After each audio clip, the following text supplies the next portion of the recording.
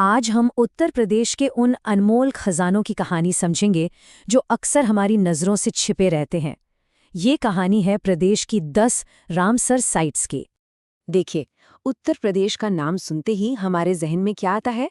ताजमहल, वाराणसी के घाट या लखनऊ की तहजीब, है ना? लेकिन इन सब के बीच एक और कहानी भी है। एक ऐसी कहानी जो प्रदेश की नदियों में, झीलों में और दलदली जमीनों में छुपी हुई है। तो चलिए इसी कहानी में और गहराई से उतरते हैं। आखिर ये रामसर साइट होती क्या है और किसी भी वेटलैंड मतलब आर्द्र भूमि को ये वर्ल्ड क्लास का दर्जा, ये अंतर्राष्ट्रीय पहचान मिलती कैसे है? तो रामसर असल में ईरान का एक शहर है। बात है 1971 की। उस वक्त दुनिया भर के देशों को ये एहसास हुआ कि हमारी आर्द्र भूमियां यानी वेटलैंड्स बहुत तेजी से खत्म हो रही हैं। तो इसी शहर में एक बहुत बड़ा अंतर्राष्ट्रीय समझौता हुआ कि सब मिलकर इन बेहद जरूरी जगहों को बचाएंगे। अब सबसे दिलचस्प बात यह है कि ये सिर्फ खूबसूरती का मामला नहीं है। किसी भी जगह को ये दर्जा तब मिलता है जब वो कुछ खास शर्तों को पूरा करे। जैसे, क्या वो किसी विलुप्त होती प्रजाति का घर है, या क्या वहाँ हर साल 20,000 से ज्यादा पानी के पक्षी आते हैं, क्या वो उस इलाके के पानी के सिस्टम के लिए मतलब पानी के बहाव और स्टोरेज के लिए बहुत ज़रूरी है, या फिर क्या वो अपने आप में एक बहुत ही दुर्लभ या अनोखी प्राकृतिक आर्द्र भूमि है। जब कोई जगह इन जैसे पैमानों पर खरी उतरती है तब जाकर उसे अंतर्राष्ट्रीय महत्व का दर्जा मिलता है। तो इस पैमाने पर उत्तर प्रदेश कहाँ खड़ा है?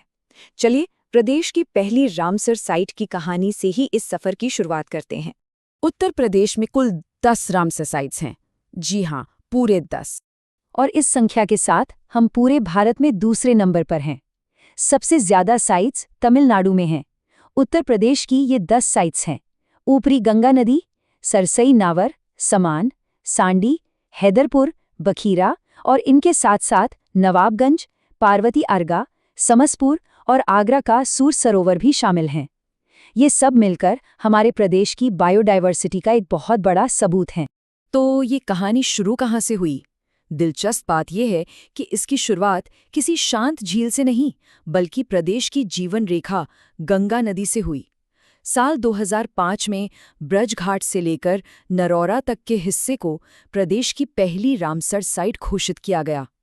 ये इसलिए इतना जरूरी है क्योंकि यहाँ भारत का राष्ट्रीय जलीय जीव गंगा नदी की डॉल्फिन और साथ ही घड़ियाल और मगरमच्छ भी पाए जाते हैं। अब नदी से आगे बढ़कर झीलों की दुनिया में आते हैं।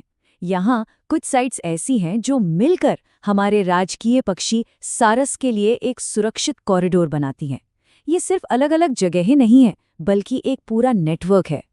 इस कड़ी में सबसे बड़ा नाम है सरसई नावर झील का, जो इटावा में है। ये हमारे राजकीय पक्षी सारस का सबसे बड़ा और परमानेंट घर है। अब इन दोनों नामों को एक साथ याद रखना थोड़ा मुश्किल हो सकता है ना? तो इसकी एक मज़ेदार ट्रिक है। बस ये लाइन याद रखिए, सर ईंट मत मारो। यहाँ सर से सरसई और ईंट से इटावा, कनेक्शन आसानी से बन जाता है। इसी सारस कॉरिडोर का दूसरा बड़ा हिस्सा है मैनपुरी में समान पक्षी विहार, और इसकी ट्रिक भी उतनी ही शानदार है।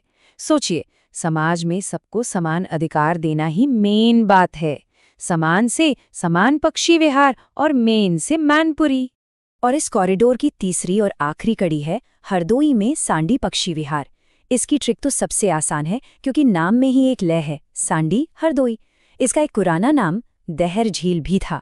तो ये तीनों जगहें सरसई, समान और सांडी मिलकर सारस के लिए एक महफूज ठिकाना बनाती हैं।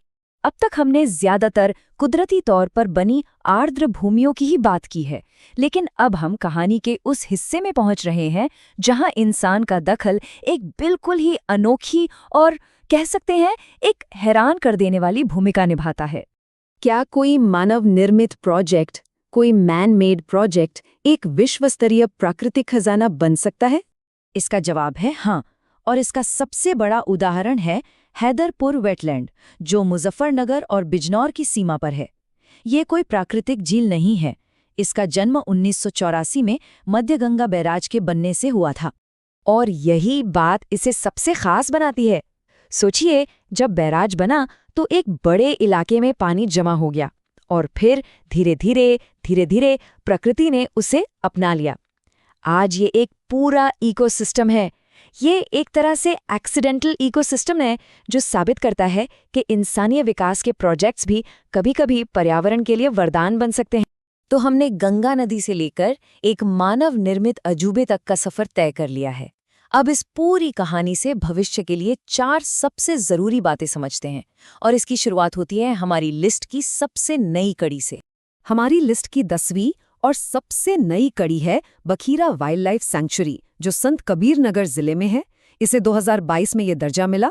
ये पूर्वी उत्तर प्रदेश यानी पूर्वांचल की सबसे बड़ी प्राकृतिक बाढ़ वाली आर्द्र भूमि है, जो उस पूरे क्षेत्र के लिए एक स्पंज की तरह काम करती है।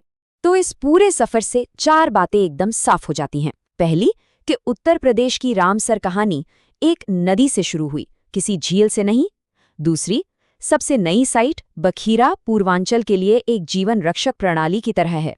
तीसरी, हैदरपुर हमें सिखाता है कि इंसान और प्रकृति मिलकर भी चमत्कार कर सकते हैं। और चौथी, सरसई नावर जैसी जगहें हमारे राजकीय पक्षी सारस के भविष्य को सुरक्षित करती हैं। ये चारों मिलकर दिखाते हैं कि उत्तर प्रदेश की आर्द्र भूमियां कितनी विविध और महत्वपूर्ण हैं। ये पूरा सफर हमें ये सोचने पर मजबूर करता है कि हमारे आसपास ऐसे और कितने ही प्राकृतिक खजाने हैं जो बस खोजे जाने का इंतजार कर रहे हैं।